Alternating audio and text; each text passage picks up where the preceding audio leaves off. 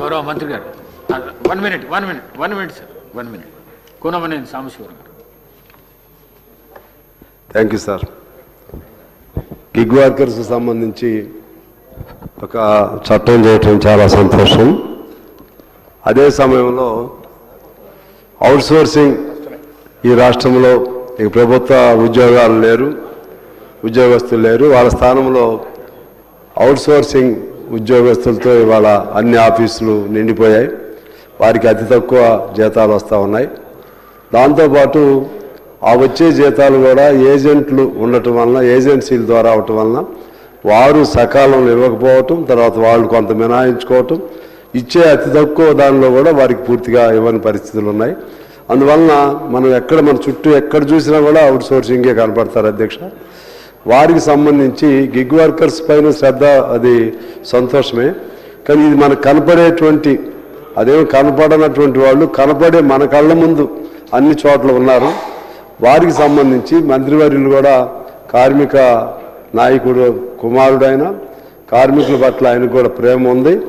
దీనిపైన ఒక ఆలోచన చేసి వారేం పెద్ద కోరికలే కోరట్లేదు, ఒక కార్పొరేషన్ ఏర్పాటు చేయమంటున్నారు.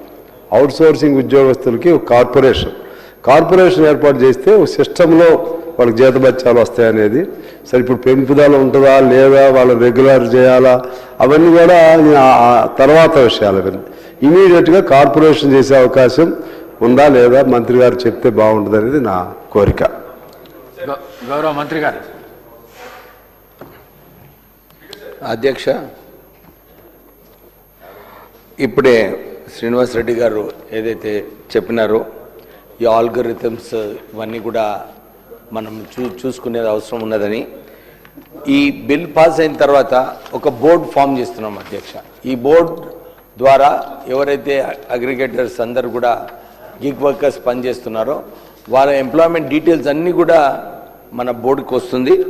దాని తర్వాత ఈ ఆల్గోరిథం వైజ్ ఏదైతే పేమెంట్స్ వాళ్ళ శాలరీస్ అవుతాయో అది కూడా మన బోర్డుకి తెలుస్తుంది. అంటే ఇంతకుముందు కొందరు అగ్రిగేటర్స్ వారికి ఇన్సెంటివ్ స్కీమ్లో వారికి ఎక్కువ వేతనాలు వస్తాయని చెప్పి కొంచెం కట్ చేసేది.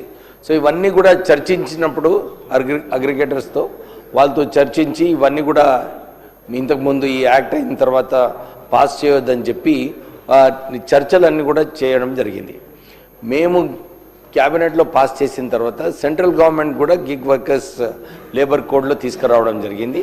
దీని వలన మేము అడ్వకేట్ జనరల్ గారికి కూడా పంపించి వారి ఒపీనియన్ తీసుకోవడం జరిగింది.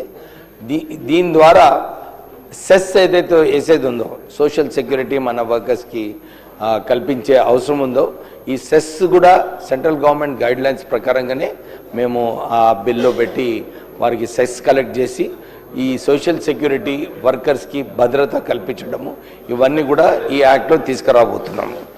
దాని తర్వాత ఈ బోర్డు కూడా గ్రీవియన్స్ రిడ్రెసల్ సిస్టమ్ కూడా ఈ బోర్డే రెస్పాన్సిబిలిటీ తీసుకుంటుంది. గిగ్ వర్కర్స్ వారు కూడా వారి సమస్యలు ఏమైనా ఉంటే బోర్డుకి వారు రాస్తే ఇవన్నీ సమస్యలు బోర్డు టేక్ కేర్ చేస్తుంది. తర్వాత ఇప్పుడే అది ఆల్రెడీ సోషల్ సెక్యూరిటీస్ గురించి చెప్పడం జరిగింది. మన సాంబశివరావు గారు ఏదైతే చెప్పారో అవుట్ సోర్సింగ్ కార్పొరేషన్ తీసుకొస్తే బాగుంటుందని చెప్పి మంచి సజెషన్ ఇచ్చారు. దీన్ని కూడా చర్చించి ఒక నిర్ణయం తీసుకుంటాం దాంట్లో. Okay, thank you.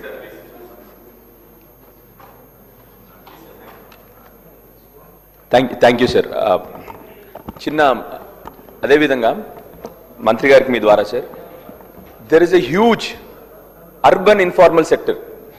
Urban informal sector ante udaharanaki take a tier 3 towns like Mettepalli or Korutla, two big towns with a population of almost rendu towns kalpi దగ్గర 1,80,000 population rendu towns kalpi. akkada for example shopkeepers అంటే ఒక కిరాణా దుకాణంలో కానీ ఒక బట్టల దుకాణంలో కానీ పనిచేసే వాళ్ళకి జనరల్లీ వాళ్ళ జీతాలు 6 నుంచి 8 వేలు ఉంటాయి, మాక్సిమం 10 వేలు ఉంటాయి. So they don't come under organise sector, they do not have any corporation. వాళ్ళకి ఎలాంటి కార్పొరేషన్ లేవు, వాళ్ళకి ఎలాంటి సోషల్ సెక్యూరిటీ లేదు. కానీ మీరు చూస్తే ప్రతి tier 2 టౌన్స్ కానీ tier 3 టౌన్స్ కానీ huge population, there thousands of people working in those shops కానీ, కిరాణా దుకాణాలు కానీ, బట్టల దుకాణాలు కానీ, సెల్ ఫోన్ దుకాణాలు కానీ, వేల మంది పనిచేస్తూ ఉన్నారు. దయచేసి మిమ్మల్ని రిక్వెస్ట్ చేసేది ఏంటంటే try to get them into an organization. Let's have a corporation for them. Because labour corporation ఉంది, ఇప్పుడు వాళ్ళకు కొన్ని రైట్స్ ఉన్నాయి, వాళ్ళకు కొన్ని సోషల్ సెక్యూరిటీస్ ఉన్నాయి, వాళ్ళకి మినిమం వేజెస్ ఉన్నాయి. కానీ వీళ్ళకు there is no social security, there is no job guarantee లేదు, వీళ్ళకు మినిమల్ వేజెస్ లేవు, వీళ్ళకు ఎలాంటి సహకారం లేదు, వాళ్ళకి యూనియన్స్ ఉండవు వాళ్ళకి, బికాస్ దే వర్క్ సపరేట్లీ. అన్ని చిన్న చిన్న షాప్స్లో పనిచేస్తూ ఉన్నారు. దయచేసి మీతో రిక్వెస్ట్ ఏంటంటే try to get them under one umbrella. ఎందుకంటే వేల మంది ఉన్నారు.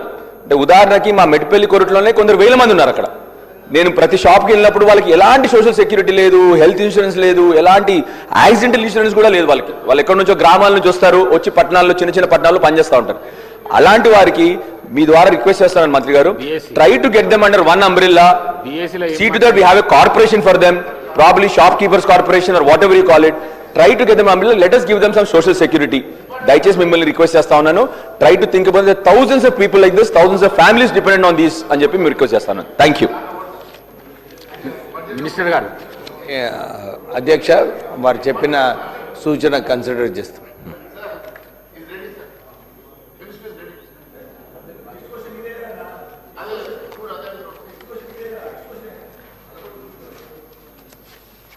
Remaining questions are deemed to have been answered.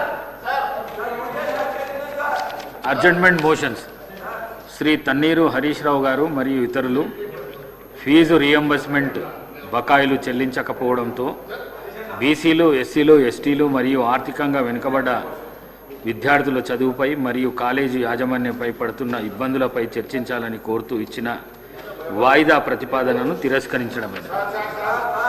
Doctor Palvai Harish బాబు గారు మరియు ఇతరులు నిరుద్యోగుల ఇబ్బందులను దృష్టిలో పెట్టుకొని వెంటనే జాబ్ క్యాలెండర్ను అమలు చేయాలని కోరుతూ ఇచ్చిన వాయిదా ప్రతిపాదనను తిరస్కరించడమైనది. శ్రీ కూనమనేని సాంబశివరావు గారు ఫీజు రియంబర్స్మెంట్ పథకం ద్వారా పేద మరియు మధ్యతరగతి విద్యార్థులు రాష్ట్ర వ్యాప్తంగా చదువుకుంటున్నారు. వీరికి సకాలంలో ఫీజు చెల్లించకపోవడం వలన కళాశాలల యాజమాన్యం సర్టిఫికెట్లు ఇవ్వకపోవడంతో విద్యార్థులకు ఎదురవుతున్న ఇబ్బందులపై చర్చించాలని కోరుతూ ఇచ్చిన వాయిదా ప్రతిపాదనను తిరస్కరించడమైనది. Tea break for 15 minutes.